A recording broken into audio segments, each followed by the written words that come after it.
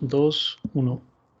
Muy buenos días, tardes, noches, donde quiera que nos escuchen. Muchas gracias por sintonizar otra vez este bonito podcast, todavía sin nombre, pero muy felices de estar aquí con ustedes. Saludando a David. ¿Cómo estás, David? Muy bien, muchas gracias. Se te oye medio tristón, güey. ¿Qué pasa? ¿Estás adormilado? Tranquilo? No, ¿Todo bien? ¿Cavilante? estoy feliz de este amanecer tan radiante de este día sábado. Wow. Pues solo que soy muy moderado en mi felicidad. Alguien se tomó antidepresivos. Sí, sí puede ser, güey. No, me O agarraste leyendo aquí depresivos. una nota futbolística, pero ya. Bien, amigos, muchas gracias por la invitación, nuevamente. Ok. ¿Cómo estás, Gustavo? Ya te escuché por ahí. Bien, muchas gracias. Igual de feliz que David, sin antidepresivos, por supuesto, pero todo bien, muchas gracias por la invitación nuevamente. Muy bien. ¿Tú qué tal, Karen? ¿Cómo estás? Qué gusto saludarte. Bien, igual, mucho gusto igual saludarlos en sábado de flojera, pero bien, aquí estamos. Excelente. Hoy vamos a hablar de un par de temas que a mí me parecen muy interesantes y particularmente relevantes en estos tiempos de protestas a nivel nacional e internacional.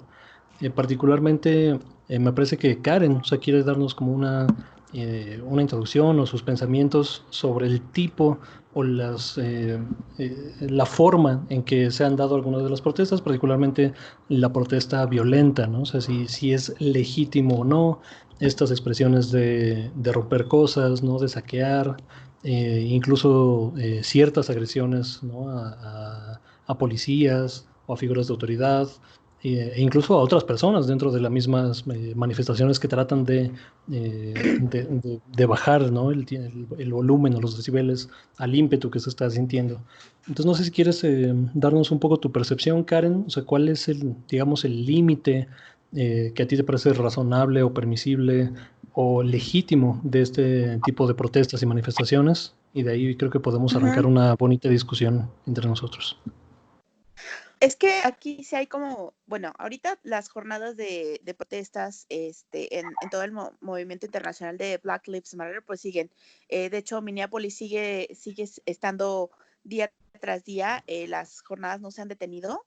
De tanto de protestas, gente que sigue saliendo a la calle y que sigue haciendo reclamos. Y en este sentido, sí es como muy polarizado la crítica que se hace, porque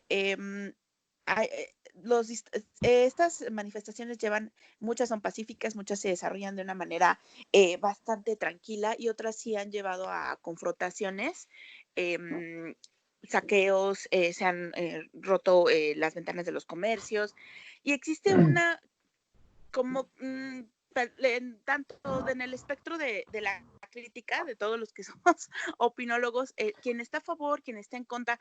Yo aquí es muy interesante porque hay gente que, como yo, sostiene que los disturbios y los saqueos sí son una forma legítima y profunda de protesta contra un sistema, de hecho hasta les mandaba por ahí a ustedes un meme, un sistema que valora los bienes y servicios por encima de la vida humana. ¿Ok? Yo no estoy diciendo que sea apología de la violencia, pero sí estoy diciendo que en este sistema de cosas que se pondera a veces las cosas físicas por encima de la vida humana. Hay personas que van a decir, es que no puedes combatir violencia contra violencia. Y eso es cierto, ¿no? Pero yo sí pienso y sí siento que si tú vas y destrozas no es lo mismo destrozar una tienda de un comerciante pequeño, porque claro que les estás afectando su inversión, les estás afectando su forma de vida, ¿no?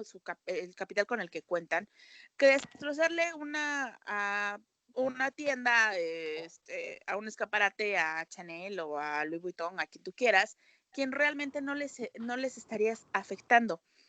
A mí me cuesta mucho trabajo también llegar yo a un punto medio de decir si esto es válido o no. Yo podría decir que no es válido, pero siento que a veces las personas les importa más estas cuestiones físicas que el reclamo de protesta, ¿no?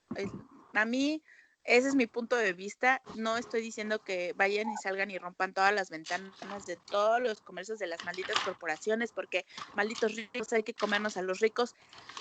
Sí, yo abogo, no es que se haga, sino que se entienda la razón de por qué la gente va y lo hace. A veces sí hay gente que sí lo hace en el sentido de reclamo, de protesta, porque es algo que te va a escuchar.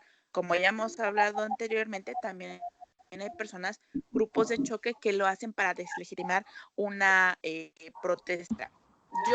A mí me cuesta todavía trabajo encontrar un punto medio. A mí lo que creo es que no le es importancia a un bien o alguna cosa física, reclamo de una persona. No sé qué piensan ustedes. Digo, yo un poco estoy de acuerdo con tu línea. A mí me gustaría, si están de acuerdo, comentar al final, un poco recabando las ideas y tal vez cerrando con una idea en particular que me quedó, que leí hace poco. Pero no sé qué piensas de todo esto, David. O sea, ¿son legítimas Sí, o no las manifestaciones o las expresiones más violentas de las manifestaciones? bueno, creo que hay que dividir la definición, ¿no? Primero, todas las demostraciones de manifestación, todas son legítimas. Eh, Creo que mucha gente luchó por años por que nosotros pudiéramos salir a manifestarnos a la calle. Antes no existía la libertad de reunión.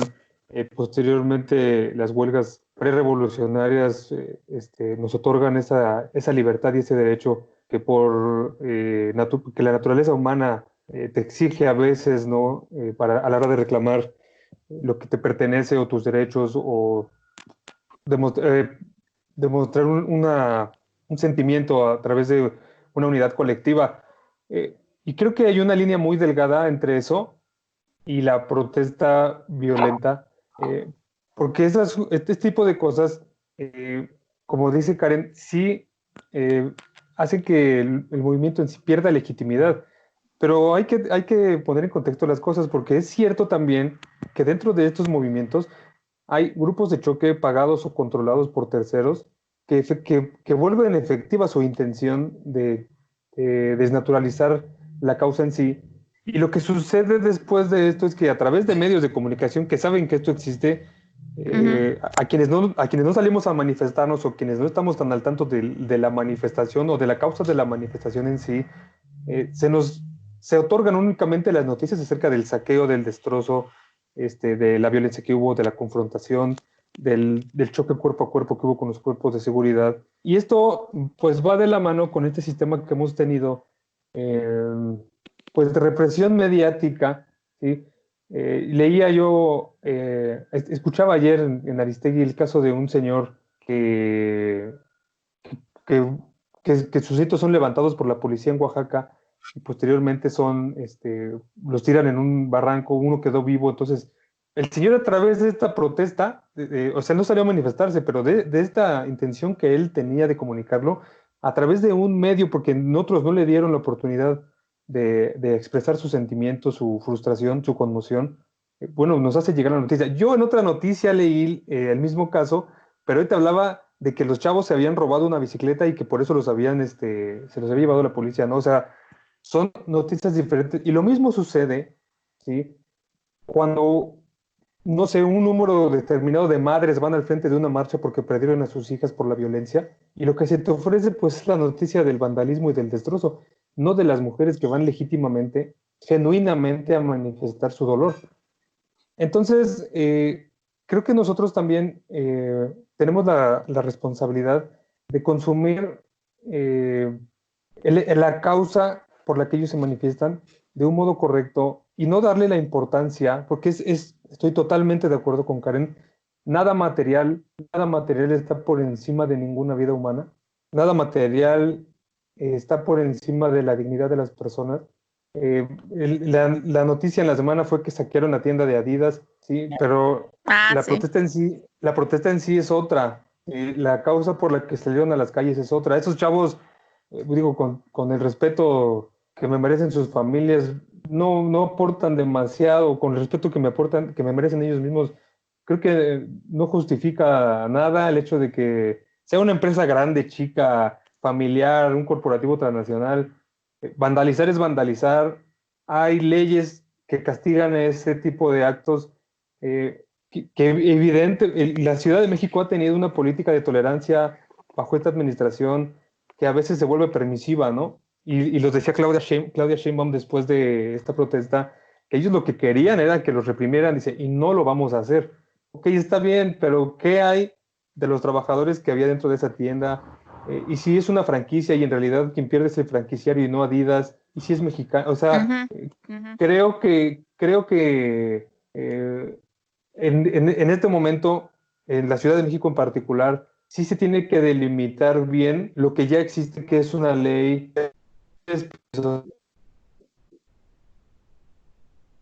No puedes agredir a una mujer, no puedes agredir a nadie. Eso conlleva más violencia.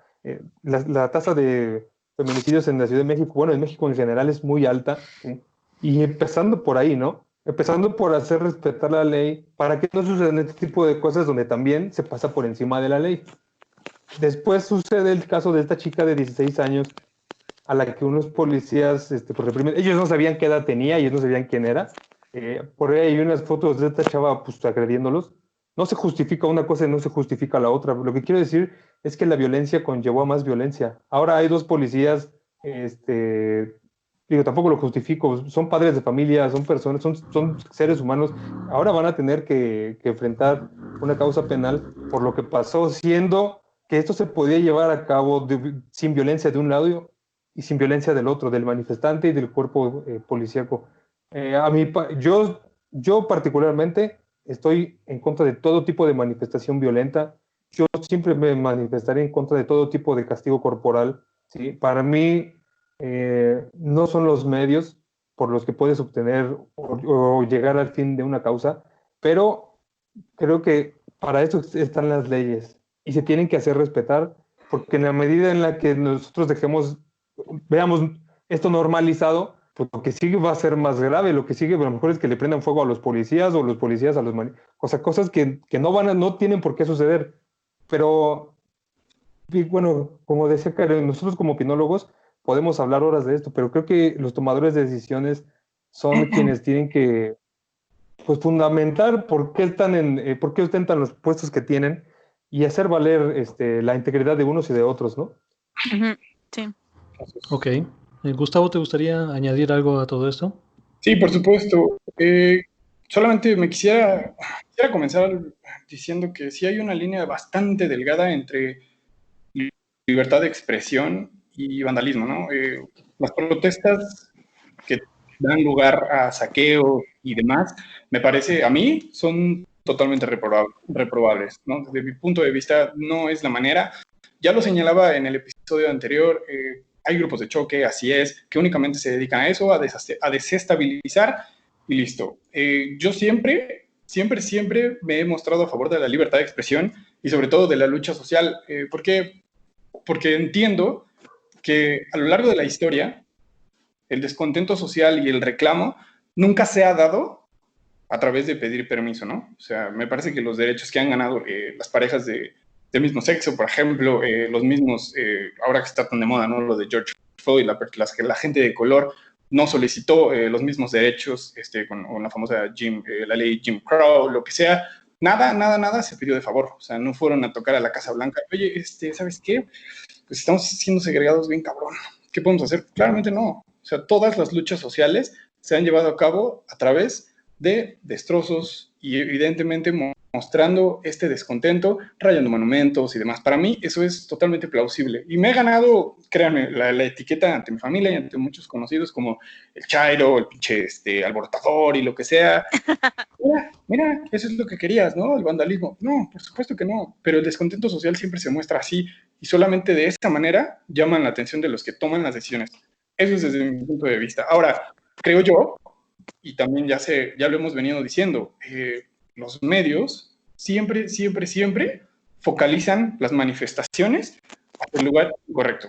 Y desafortunadamente eso llega a oídos de todas las personas, las cuales también, evidentemente, no pueden procesar la información de manera correcta, desafortunadamente, y se dejan llevar siempre por el impacto que tienen la violencia, los saqueos, que Adidas y que no sé qué, y mira, se están repartiendo los tenis, se están repartiendo la ropa deportiva. Me parece que quitamos la mirada de lo que realmente importa. Y también es una gran culpa la oposición, porque lo que es claro. Ellos tratan de politizar todo. Es decir, sí. que en la semana lo mismo que señalaba David. Claudia Sheinbaum decía, no vamos a reprimir. En absoluto, ese no es el objetivo de nosotros y vamos a permitir que hagan lo que quieran. Básicamente lo que quieran, porque ellos lo único que quieren es generar polémica a través de la represión y tacharnos de represores y demás. Ahora, ¿qué estábamos viendo en un principio? Al principio veíamos que se coartaba, ¿no? Al principio el paso a Madero y demás, se criticaba, la oposición decía, no, es que es un gobierno represor, para eso querían llegar al poder, llegaron a través de la lucha social y ahora están evitando la libertad de expresión, bla, bla, bla, libre albedrío, no sé qué. Ahora que se les está dando oportunidad de que hagan a su paso básicamente lo que quieran, ¿qué nos están diciendo la gente que está criticando a las personas que están en el poder hoy día? Es que ahí está la pasividad, por supuesto, era lo que querían, ¿no? Era lo que querían, saqueos, violencia, golpes, enfrentamientos. Me parece que ahí está el error. O sea, insisto, celebro yo todo tipo de libertad de expresión, el libre albedrío para mí es totalmente plausible. Sí, condeno totalmente los actos de vandalismo. La violencia para mí no es la solución. Y creo también que las masas pierden todo tipo de cacumen. O sea, las masas no piensan. Se pierde todo tipo de conciencia y la gente, como dicen, una persona escucha reír a otra y se empieza a reír. Una gente ve formada a una persona y se vuelve a formar ahí, sin saber para qué chingados es. Eso me parece totalmente cierto. Sin embargo, vuelvo a lo mismo. Esa no es la solución.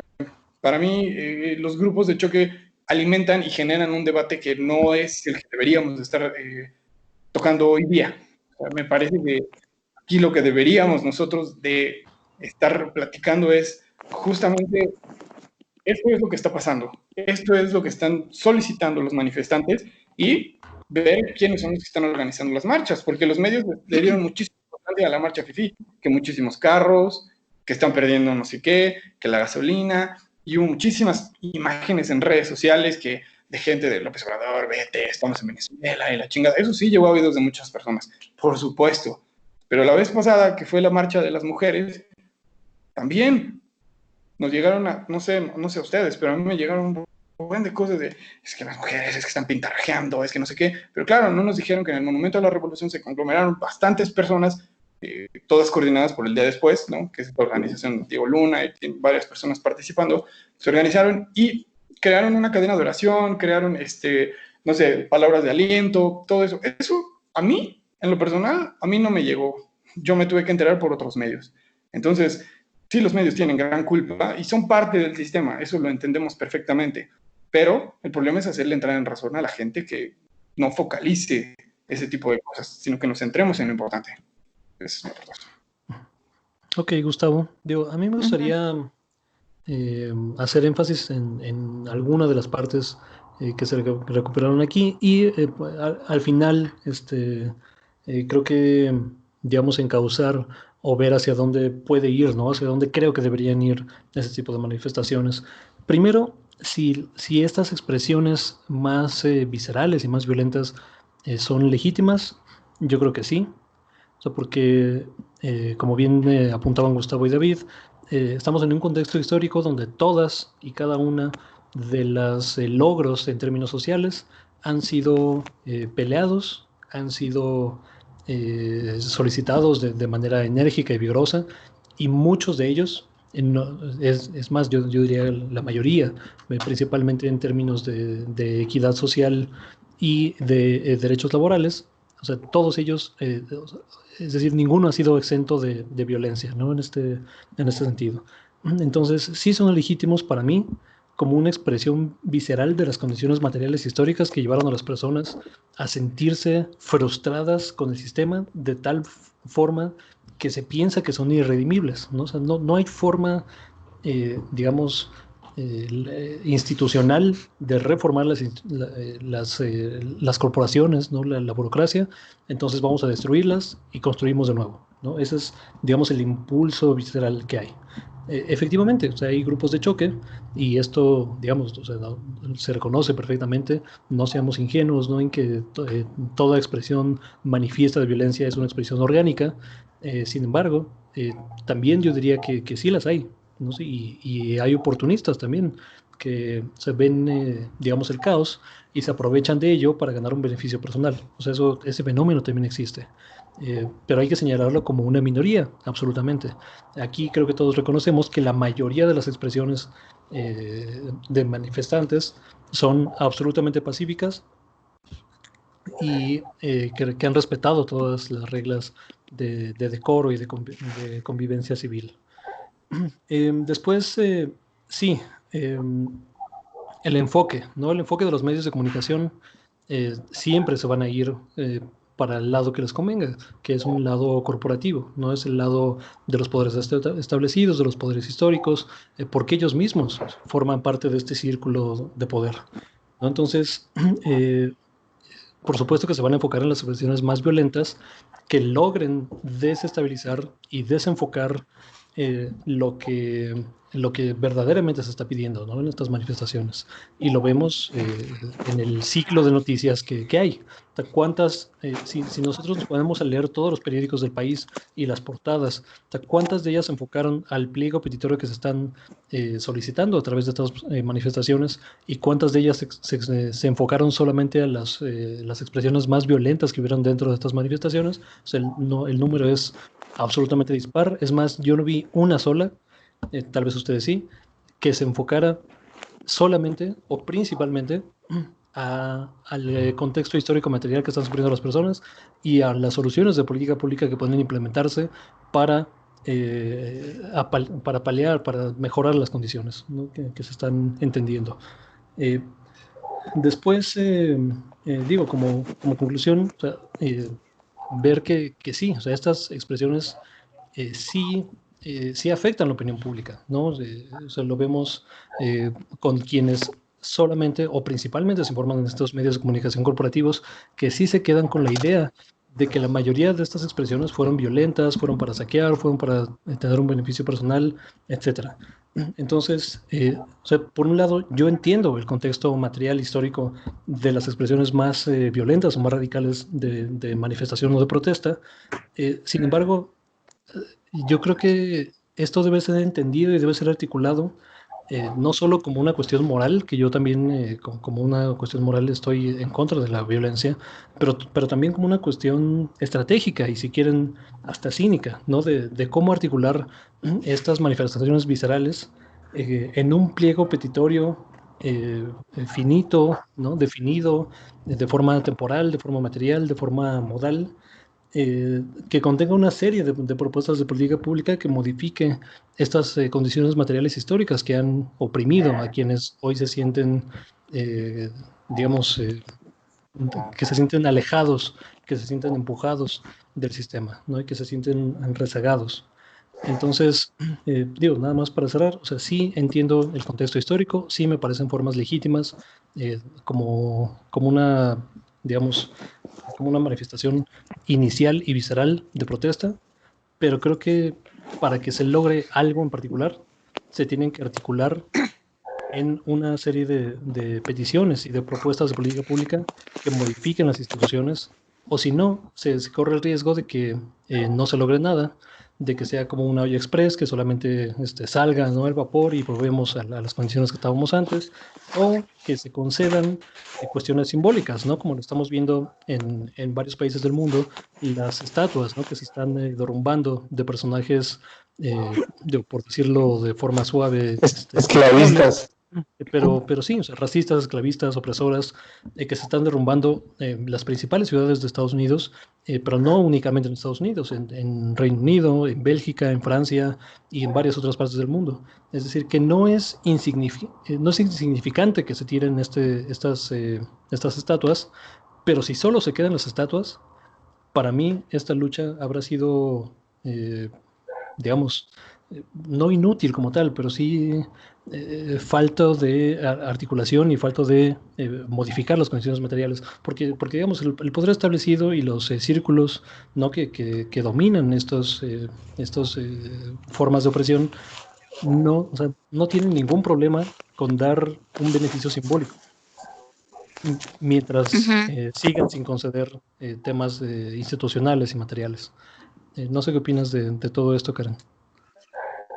A mí sí me quedo con igual lo mismo. Es difícil mantener un equilibrio entre saber distinguir precisamente cuando solamente es un discurso de odio, de apología de la violencia, y saber cuando es una forma legítima y profunda de protesta. Entonces, yo sí me quedo mucho en el sentido de que es este tipo de manifestaciones viscerales que provienen del dolor, de la injusticia ante hechos, a mí me quedó muy grabado una madre de familia que fue en el contingente la última marcha feminista. Iba una mamá con un altavoz y estaba diciendo, obviamente me arrebataron a mi hija, la mataron, me la descuartizaron, obviamente lo quiero quemar todo. Y lo entiendes. O sea, entiendes que estas manifestaciones, muchas, dejando de fuera los grupos de choque que existen, claro, y buscan fines políticos, lo entiendes y lo comprendes. Y estando ahí, sientes su dolor. O sea, yo lo sentía estando rodeada de tantas mujeres que sufrieron durante muchísimo tiempo sistemáticamente la falta de justicia en nuestro país, en el caso de los feminicidios, y lo sientes y lo y es una forma legítima de sentirlo, que quieres quemarlo todo porque quieres que te escuche, porque quieres y buscas justicia. En ese sentido, sí me parece legítimo. Lo que hay que llevarlo es que estas expresiones tengan un fondo, que exacto, no se queden solamente de voy a quitar una estatua, voy a quitar símbolos de represión del poder, si eso no lleva un cambio más profundo, si no eso está sustentado, si no está, si no lleva realmente algo más atrás, si solo se quedan como expresiones de la violencia, como expresiones puras de odio y no se canalizan realmente hacia formas que se persigan justicia, pues no va a tener sentido ninguna marcha, ¿no? Entonces, por muy legítima que sea, ¿no? Entonces, a mí es difícil hablar de esto porque evidentemente yo me pongo de este lado de las personas que han sufrido injusticia, ¿no? Pero probablemente yo también me pongo del lado de algún comerciante que le rompieron las ventanas de su comercio y dices, bueno, entiéndanme que yo también, esta era mi forma de vida, ¿no? Yo me pongo en ese sentido también, ¿no? O las personas que también fueron arrestadas, las personas que hay que verlo desde distintos puntos de vista, ¿no? Entonces, sí siento que debería de haber un sustento más que esté detrás de todas estas acciones, ¿no? Entonces, yo hasta ahí mi comentario. Muy bien. ¿Qué opinas, David? ¿Quieres cerrar con algo o pasamos al siguiente tema? Sí, mira, rápido. De esta situación, rápido, para no ser redundante.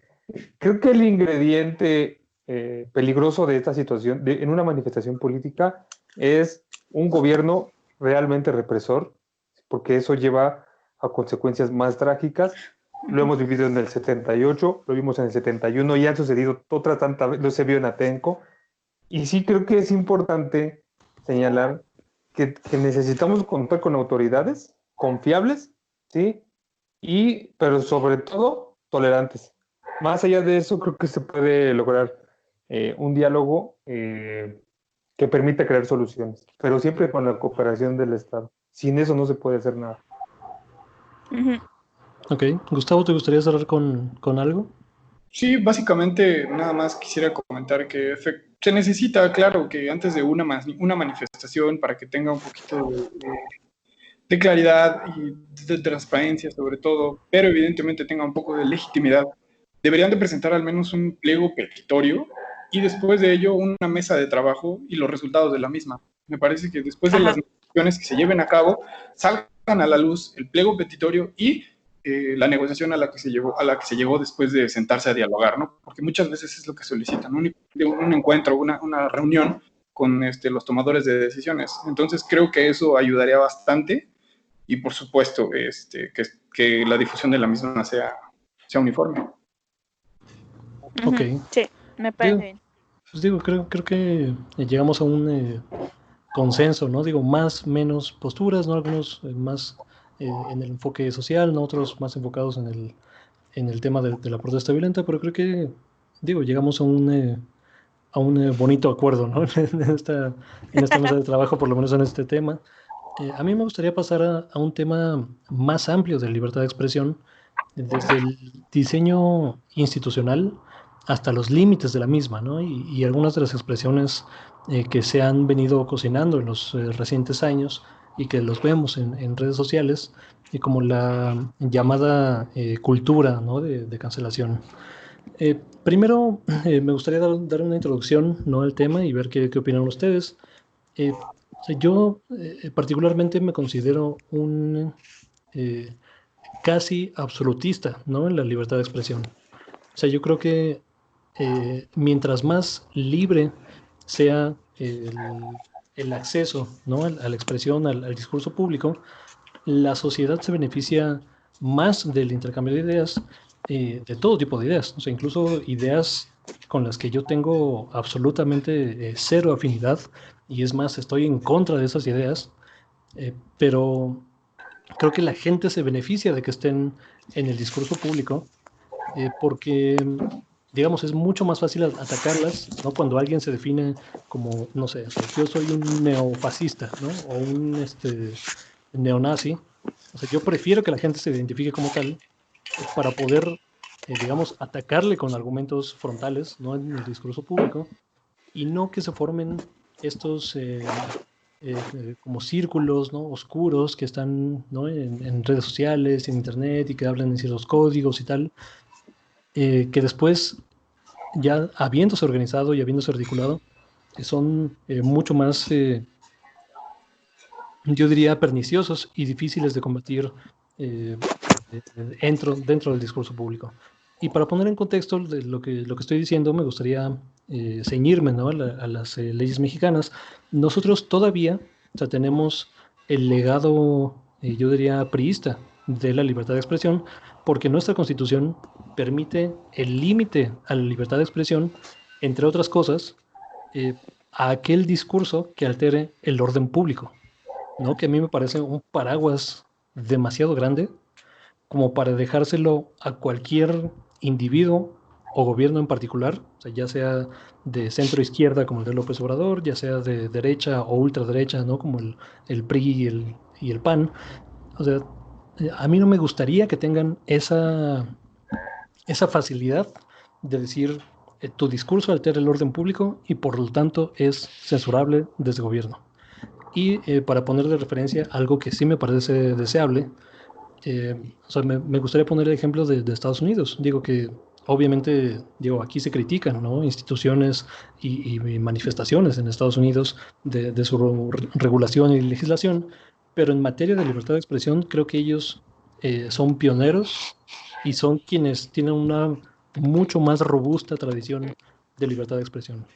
Y en este sentido, o sea, los únicos límites que ellos definen a la libertad de expresión son las amenazas directas, tanto de violencia como de muerte, la difamación, la calumnia y el publicar información privada de una persona, ¿no? O sea, las cosas que potencialmente se trasladen a un perjuicio material hacia una persona, esas son las prohibidas, y todo lo demás es permitido, incluso el llamado discurso de odio y otras expresiones, digamos, soft, pero perniciosas de discurso en la sociedad. No sé ustedes qué opinan al respecto. A mí me gustaría que tengamos un sistema más abierto como el de Estados Unidos, y no uno que dependa de la interpretación de la ley de cada gobierno, y si quiere ser más libertario o si quiere ser más autoritario al respecto. No sé tú qué opinas, Karen. Para mí la cultura de la cancelación sí es el fracaso de la reflexión crítica. Para mí sí. Para mí el hecho, me parece que solo demuestra intolerancia y autoritarismo. El hecho de voy a cancelar a alguien porque no estoy de acuerdo con esa persona, te limita muchísimo en el ejercicio reflexivo, ¿no? Entonces, lo vimos ahorita con el caso digo, no quiero andar porque sí es un tema que yo no conozco al 100%, es el caso de J.K. Rowling, que dijo unos comentarios que la comunidad trans Sí, los sí, interpretó como, transfobos, no sé si lo dije bien. Yo no voy a aunar mucho en el en caso ese tema de la transfobia, sí, de eso, porque yo no me considero que tenga suficientes elementos de conocer bien a qué se refiere. Solamente ¿Qué pasó? Hola. se hizo. Bueno, Bueno. Pero es te que cortaste. se te fue unos segundos el micrófono, Karen. Sí, Se te te fueron cortaste un 5 poquito. segundos. Bueno. Sí, les decía que que el caso de J.K. Rowling, que es ahorita la cultura de la cancelación, me parece que sí coarta mucho lo que te tengan, lo que tú tengas que expresar, en el sentido de puedes estar o no de acuerdo con una persona, ¿no? Puedes estar de acuerdo o no lo que diga, o puede ser muy reprobable lo que diga, pero el hecho de solo cancelarla y quitarle voz y decir, porque no me gusta, lo quito, lo cancelo, hago oídos sordos, creo que no es la forma de, sino el discurso público o este crítico, este diálogo que se abre a partir de escuchar todas las voces. Entonces, yo sí personalmente, sí pienso, sí que es total el fracaso de la reflexión crítica en la cultura de cancelación. Solo que sí difiere un poquito de lo que tú mencionas, Omar, en el sentido de yo creo que sí debería de quedar fuera el discurso de odio. No es algo que debería replicarse dentro del discurso público. Esa es mi opinión. Ok, me gustaría regresar a eso, pero primero escuchar a la voz de David al respecto. Sí, mira, hace un momento Karen ponía el ejemplo de la escritora británica de J.K. Rowling. Hace una serie de comentarios. Incluso el actor, el protagonista de Harry Potter, no sé cómo se llama, sale a decir Daniel que Radcliffe. pues, no estaba de acuerdo con ella y él emitió una postura a favor de la comunidad. Pero eso estamos hablando del otro lado del charco, ¿no? Aquí en México, sí, se supone que estamos en una transición democrática, bueno, que la transición ya se dio y que estamos en la época de la apertura política, del intercambio de ideas, de la tolerancia. Y yo vuelvo al tema de esta mujer, San Juana Martínez, que está al frente de la agencia de noticias del Estado mexicano, que traducida pues en palabras pues más bonitas es quien debería llevar a cabo el ejercicio de libertad de expresión y permitir que otros se expresen. Si bajo esas condiciones, si este gobierno no tiene nada que esconder, si está para dar la cara, si puede responder preguntas en una conferencia, ¿por qué tendrían que perseguir o hostigar periodistas? ¿Sí? Si el ejercicio se trata precisamente de permitir el intercambio de información y de ideas. Creo que esta es una de las fallas de esta administración. Por ahí Monreal hablaba sobre el derecho al olvido, que, que más o menos implicaba que si un funcionario incurre en actos de corrupción y un medio digital le da difusión, este puede apelar la eliminación de la nota. Lo decía Omar, el sistema priista te daba la oportunidad de que a ti, gobernador, presidente municipal o presidente, si no te gustaba o te incomodaba lo que tal periodista publicó, tú lo pudieras castigar porque quedaba a criterio tuyo. Claro. Entonces, volver a incurrir, ¿sí? En actos de intolerancia hacia el comunicador, hacia el medio de comunicación, hacia la agencia, solamente porque estás poniendo en duda con elementos la reputación de un funcionario público, de un político, y que tú, funcionario público, pues, te puedas agarrar del sistema para punir eso que te incomoda, porque además están diciendo la verdad, me parece una parte muy sesgada, muy retrógrada de este sexenio, si es que este sexenio llega al final, ¿sí? de sus días, con este tipo de conductas.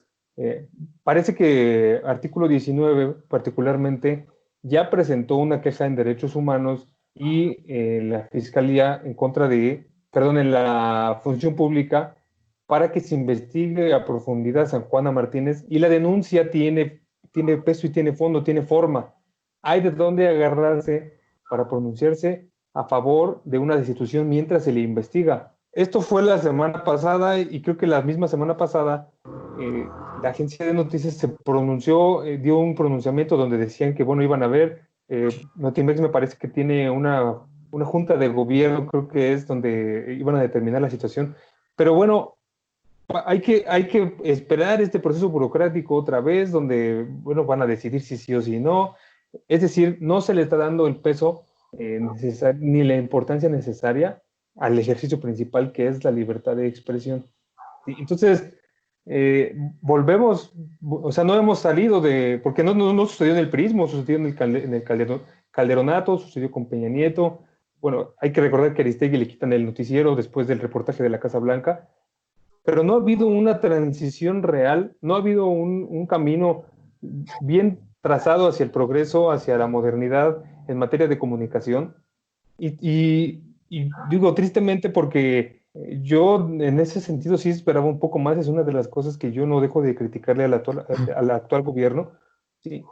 Y nosotros como personas que hacemos un ejercicio reflexivo, digo, creo que lo único que nos queda es aprovechar estos espacios que todavía no han sido coartados, que todavía no han sido amenazados, que son los espacios públicos de libertad, como son un podcast, como son un diario independiente, pero creo que nosotros como ciudadanos es lo único, o sea, en materia de promover una solución, es lo único que podemos hacer, porque sí hay una limitante que el mismo Estado impone para que se pueda llevar a cabo el ejercicio.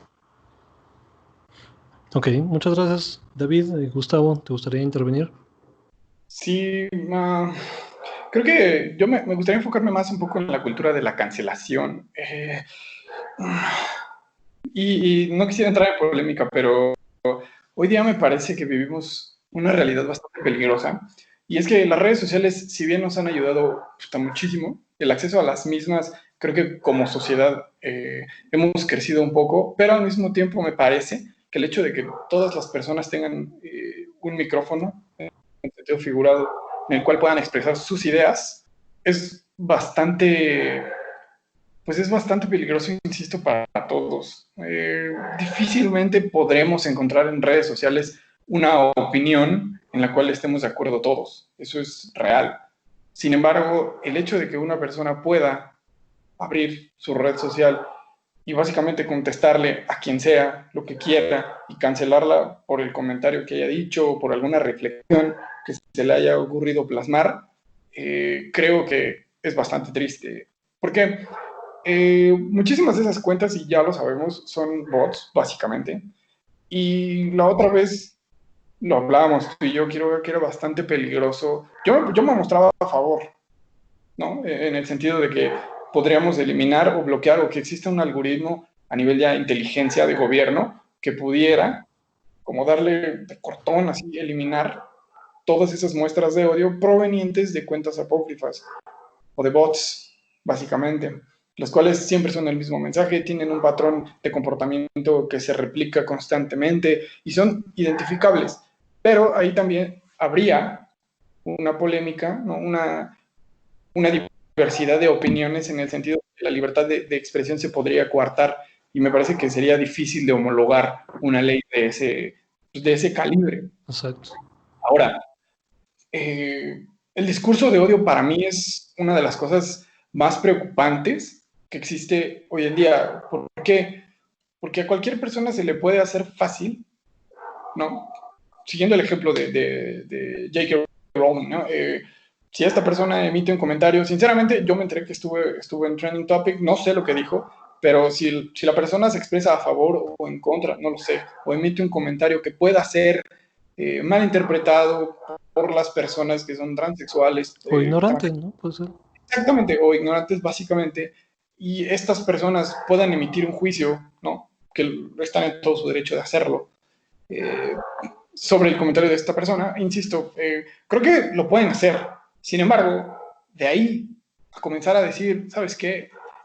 Tú eres una tal y tus hijos son unos tal y no sé, crear apología a la violencia a partir de un comentario o de un punto de vista es bastante peligroso para todos. Y creo que eso es muy, muy, muy distinto a yo en mi red social no me interesa lo que dices, no comulgo con lo que dices, te bloqueo y listo. Me parece que mucha gente no entiende la dinámica que existe hoy en día en redes sociales. Básicamente, tu red social es un patio en donde tú puedes jugar y tú decides quién entra. Si no estás de acuerdo con las ideas de otras personas, listo, los puedes bloquear, puedes silenciar. Hay muchísimas herramientas con las cuales puedes evitar que ese tipo de información con la cual tú no estás de acuerdo se filtre a tu timeline o lo que sea, en Facebook, lo que ustedes quieran. Hay muchísimas, muchísimas herramientas para hacerlo.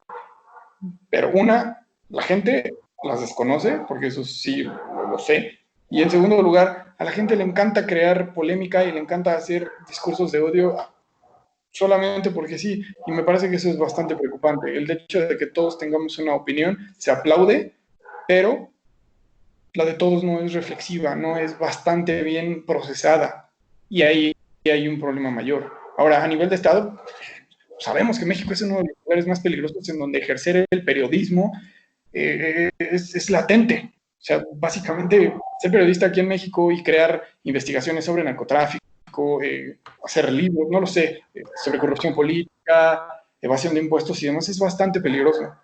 Diariamente mueren muchísimos periodistas a raíz de investigaciones profundas que hicieron o que han sacado a la luz información sensible. Ahora, eso también es otro punto y me parece que sí me gustaría separarlo. No sé si estamos perdiendo el hilo de lo que quería llegar Quiroga sobre el discurso de odio y de cancelar en redes sociales a libertad de expresión ya a nivel medios de comunicación y cómo se está privando incluso de la vida de los periodistas. Y claro que los ejemplos son muchísimos. Ya lo señalaba David, Gutiérrez Vivó mismo también, que se fue a tribunales, se tuvo que ir, me parece, a Suiza, ¿no? O algún país europeo. Entonces, creo que son cosas totalmente distintas. Una es, me parece, y tal vez ustedes no estén de acuerdo, una que es la cultura de la cancelación, me parece que no tiene sentido expresar más opiniones sobre el caso, porque al final de cuentas se queda ahí. O sea, básicamente se queda en una red social y listo. Y sí crea conversación, hay cierta polémica y demás. Pero me parece que se puede quedar ahí. Lo otro, que es la libertad de expresión, digamos, ya a nivel periodismo, a nivel investigaciones, eso sí habría que poner el dedo en ese renglón y ser mucho más claros con lo que resulta sensible para el Estado, lo que resulta tal vez, o lo que pueden definir como alterar el orden público o inclusive entrometerse en la vida pública de algún. Entonces, creo yo que son cosas ya distintas. Muy bien, digo, a mí me gustaría, ya para ir cerrando, ¿no? Con comentarios finales, probablemente no nos vayamos a poner de acuerdo en esta emisión respecto a los límites claros que deberíamos tener en el tema de libertad de expresión, pero me gustaría, digo, cerrar con los temas que se tocaron. Sí, creo que estamos de acuerdo en que la cultura de la cancelación es más que un ejercicio intelectual, es una expresión visceral, ¿no? De que lo que dijiste me pareció, ¿no? Ponle X, ¿no? Ofensivo, racista, denigrante, tal, y nos ponemos de acuerdo entre una multitud, ¿no? Entre no sé, entre un grupo organizado en redes sociales, y de aquí en adelante todo lo que diga la persona tal siempre será manchada por el comentario ignorante, racista, no prepotente, denigrante, etcétera. O sea, eso me parece contrario a la dinámica de discurso que me gustaría buscar y me gustaría ver no nada más en redes sociales, sino en todos los espacios de comunicación y expresión. Entonces me parece que en eso, digamos, no hay mucho más que comentar y creo que estamos de acuerdo. En el tema de discurso de odio, a mí sí me gustaría eh, que tratemos por lo menos de definir a qué nos referimos con esta cuestión, porque puede ser que cada uno tenga un concepto distinto, ¿no? De lo que significa un discurso de odio y estamos argumentando, ¿no? Unos sobre otros y no nos estamos poniendo de acuerdo tal vez por eso. O sea, yo creo que el discurso de odio es cualquier manifestación de comunicación escrita, oral, ¿no? O demás, que busque, ¿no? Como propósito fundamental denigrar o perseguir a una persona o un grupo de población en particular por las condiciones intrínsecas, materiales o históricas o fisiológicas, ¿no? de las personas. Este, digo, y si bien como sentido visceral tampoco me gustaría que existieran en el discurso público, no creo que la solución para ello sea la censura. O sea, porque, o sea, como lo decía Gustavo, o sea, es difícil y es más, yo me atrevería a decir que hasta ahora en ninguna sociedad que ha visto la humanidad se ha podido legislar al respecto. Es muy difícil crear una regla que tú digas, este es el discurso de odio que debe ser prohibida y que se aplique de forma pareja de tal suerte que todos estemos de acuerdo en que el discurso que se censuró deba ser removido del discurso público.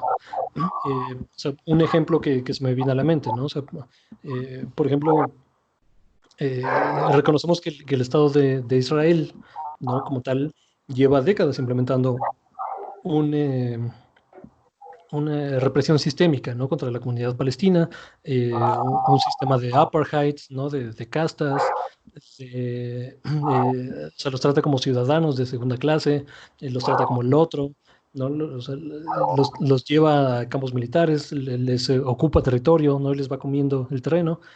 Y una de las justificaciones o formas que tiene el Estado de Israel para cerrar el discurso sobre las políticas que están llevando a cabo es jugar la carta del antisemitismo, ¿no? Por ejemplo.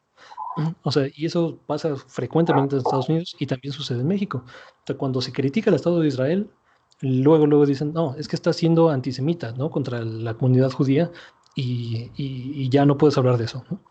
Entonces, digamos, incluso si pones como tal en la ley un discurso de odio y que debe ser prohibido, va a haber la forma de tergiversarlo de tal suerte que censures el discurso que no te conviene, ¿no? Y bueno, volviendo al tema legislativo, ¿no? E institucional en México, las leyes que mencionaba de forma correcta David, ¿no? Y referenciaba a Gustavo, son las mismas que nos rigen ahora.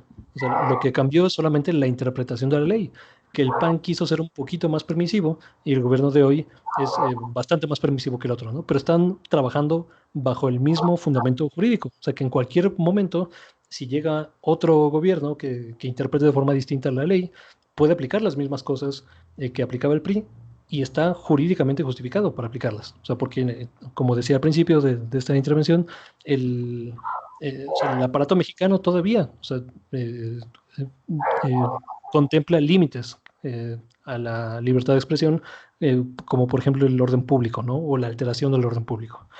Y sí, o sea, digo, el comentario que decía Gustavo, ¿no? Si se crease como tal un algoritmo que rastree el discurso de odio, sería imposible que identificara, por ejemplo, un manifiesto nazi, ¿no? O propaganda nazi a alguien, por ejemplo, como nosotros, ¿no? Que podríamos hacer un video o una plática refutando todos los argumentos del nazismo, ¿no? O sea, para el algoritmo, las dos cosas serían la misma y tendría que tumbarnos a los dos. O sea, uno por propaganda y otro por mencionar, ¿no? La palabra y los temas nazis, que en el fondo tendríamos que mencionar los argumentos que proponen los nazis para poder tumbarlos, ¿no? Y derrumbarlos y pulverizarlos como tal. Entonces, sí, o sea, como argumento visceral, o sea, sí me gustaría ver una sociedad sin discurso de odio, pero no creo ni por un segundo que la censura sea la respuesta a esto. No sé si Karen quieras opinar algo. O sea, veo que tienes por ahí tu micrófono silenciado. O si andas por ahí.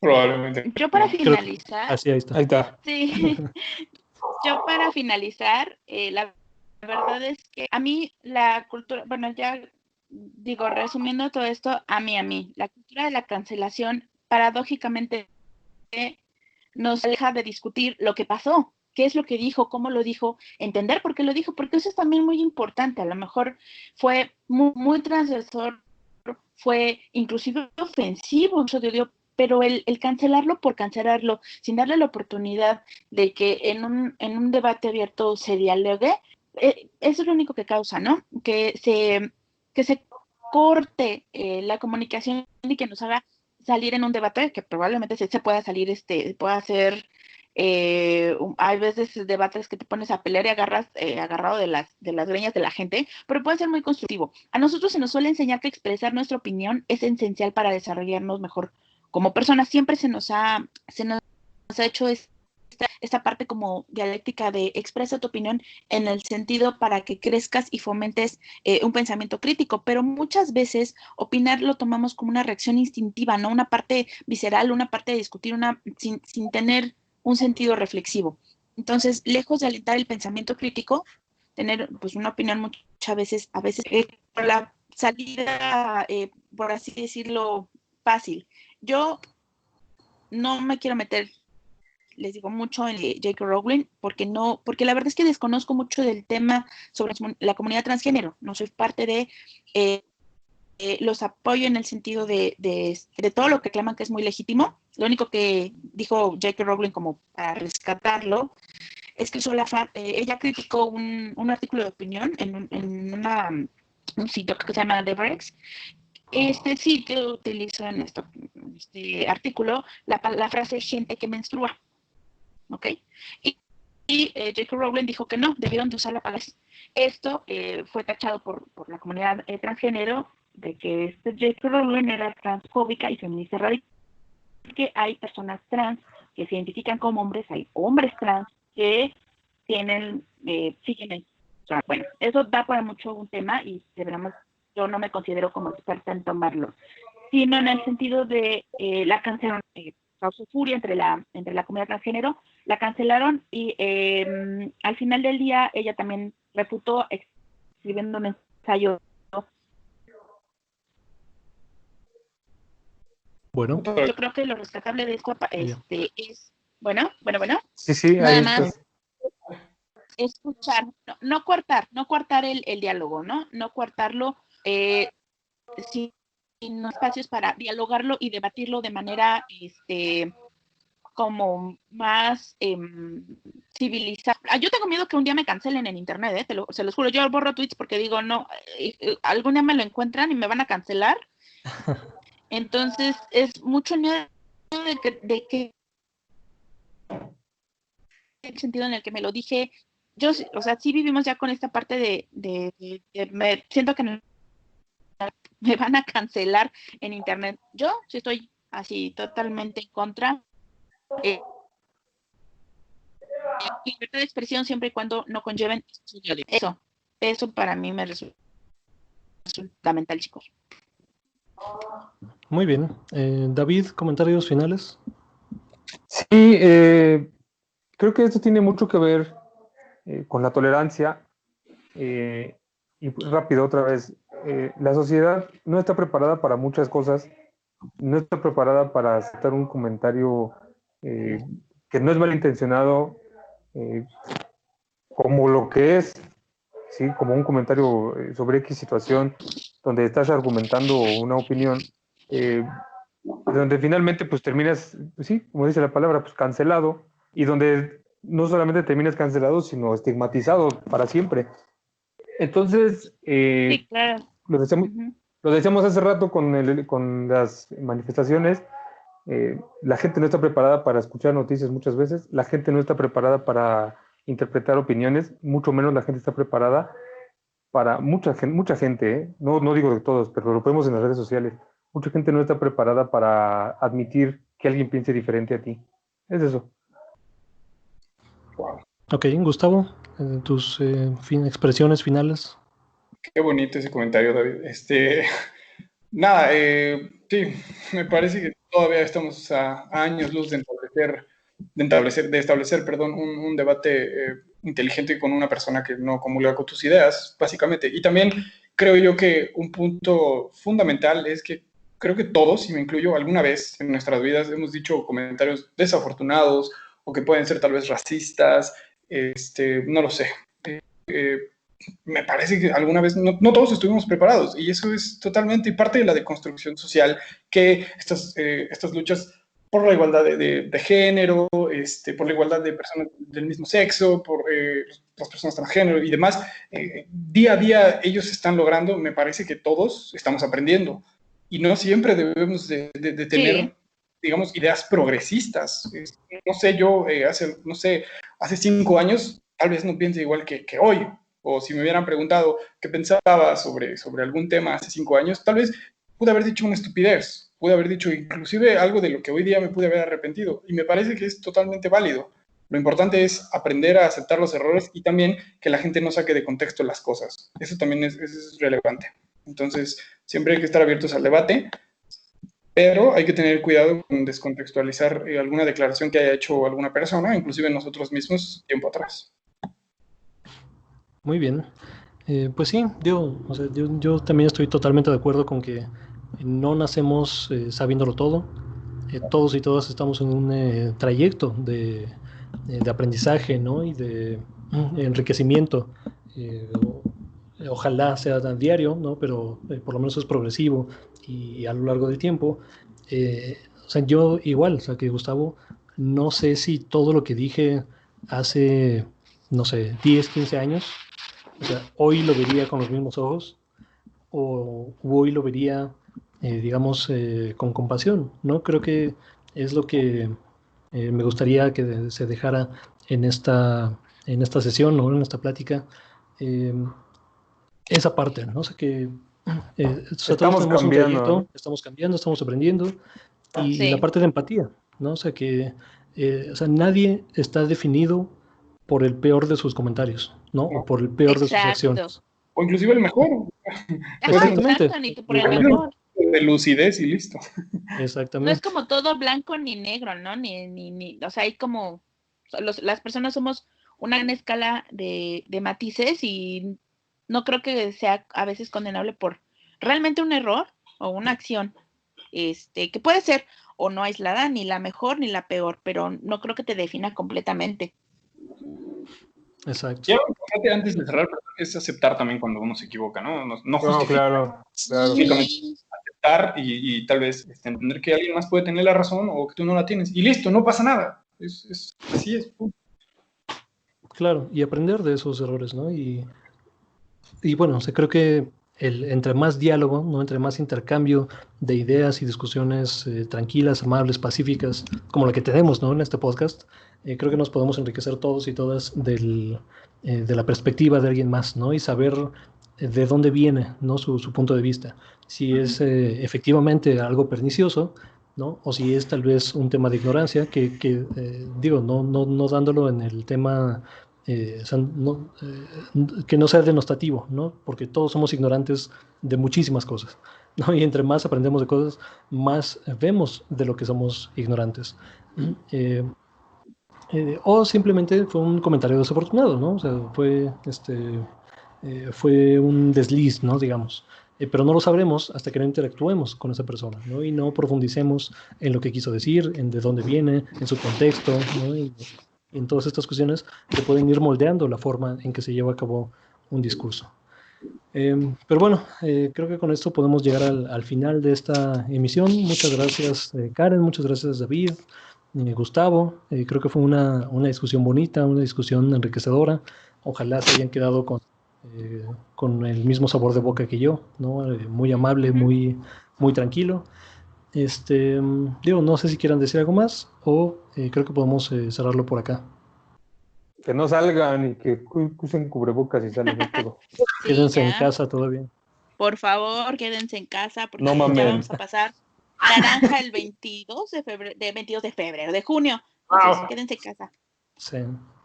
Bueno, A ver pues qué muchas pasa. gracias por escuchar a quienes hayan llegado a este punto del podcast y nos vemos hasta la próxima.